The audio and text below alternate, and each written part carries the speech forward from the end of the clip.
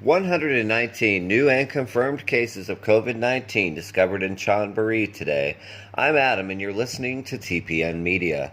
As for today's new confirmed cases, first, some good news. 146 people fully recovered and were released from being under medical supervision or quarantine in and around the Pattaya area and Chonburi in the past 24 hours. This number is expected to increase over the next several days as people are released from medical supervision. For those of you who might not be aware or haven't watched and read some of our other videos, in terms of COVID-19 in Thailand, if you test positive, you cannot self-isolate at home.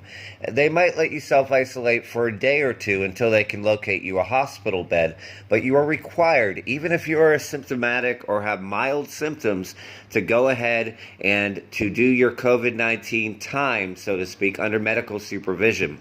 This includes people who may be completely asymptomatic are usually put in field hospitals, which are essentially barrack-style establishments with a bunch of other people who are also asymptomatic or mild.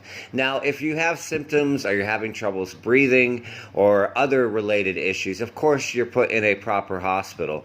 There's also what's called hospitals, which is a misspelling of hospital on purpose, and are essentially former quarantine hotels, which includes what you just saw in the footage above, where people checking in, so to speak, to these centers. We're asked a lot, how long do people have to spend if they're positive for COVID-19, especially if they're asymptomatic? It's not necessarily always 14 days. It differs sometimes, and it also differs on when people are believed to have contracted the disease. It's anywhere normally between 7 to 14. Although right now they're kind of erring on the side of caution, especially for family members. The majority of cases recently are all from family members and close contacts. About 75 of today's cases overall are from that. 33 are still under investigation, and the other are mostly from entertainment-related venues. Now, in terms of once people test positive and they're sent off to their quarantine center or wherever it is, right now they're kind of basing it on 14 days, but they hope to be able to lower this once they identify where people are coming from. Now, today's numbers overall for Chonburi were roughly about the same as yesterday, which was 125. We're not seeing any substantial drops yet.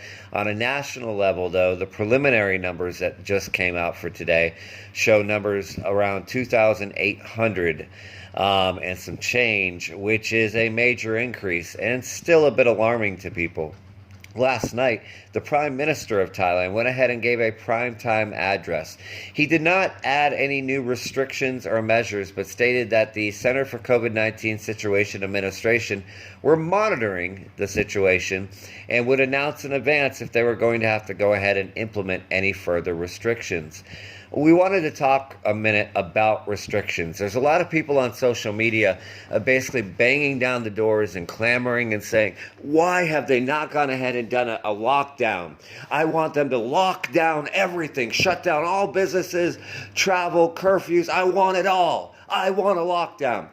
Well, we understand that some people want that. You also have to understand that for those that may not be familiar in Thailand, Thailand does not really give the financial aid, or not give at all, the financial aid that a Western country would have. If they were to go ahead and shut down all businesses for an extended period of time, lock everything down, so to speak, like they did last year, which caused huge hits to the economy, Thailand, the majority of people in Thailand, it's estimated at roughly around 60%, actually are what are called informal workers, people who don't get Social Security. This is not just those who work in the so-called red light district like people sometimes think, but these are people that, everybody that you see working at food carts, security, bouncers, maid, construction workers, taxi drivers, pretty much everybody that is or was in the tourism industry. A huge amount of people in Thailand work in these so-called gray areas, rural villages, farmers. They don't get Social Security. So although Social Security paid out 50% of people's pay, and they did some informal programs where they gave out essentially a small amount of baht, 3,000, even 7,000 baht, over a month to 3 months, this obviously wasn't enough to keep a lot of people going. And there's been very little overall business protections like they were in Western countries, where they protect you on rent, they stop your electric. For instance, here they gave at one point a 7% discount on water bills. Definitely not something to write home about. So because Thailand either won't or doesn't, you can choose which one it is, give financial aid, the idea of a huge lockdown in which the poor suffer much more than, say, somebody that's middle or upper class and either has pensions, like many retiree expats, or can simply work online.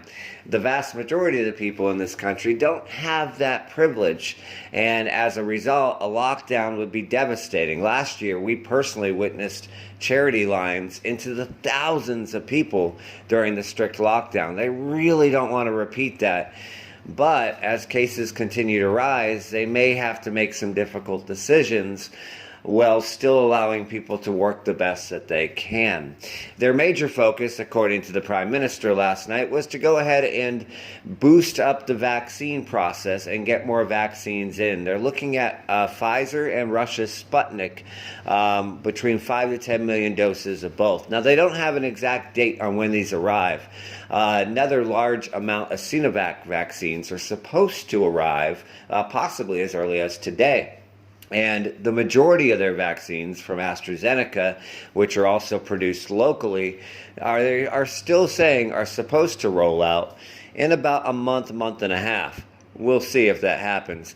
Hopefully this gives you guys a bit of an idea of what's currently going on in Thailand in terms of quarantine and in terms of decisions that are having to be made from a high level. We hope you guys go ahead and like, subscribe, follow, and you have a great weekend ahead of yourselves. Thank you for watching TPM Media.